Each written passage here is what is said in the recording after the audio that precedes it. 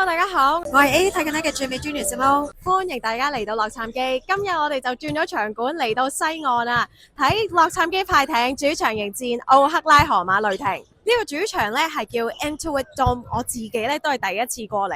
咁呢一度咧係比我想象中細少少，但係其實點解佢個感覺上細咧？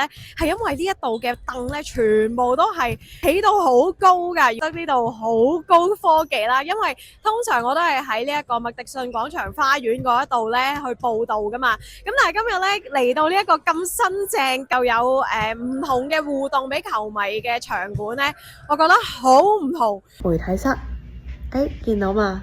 洛杉磯快艇嘅背景啊！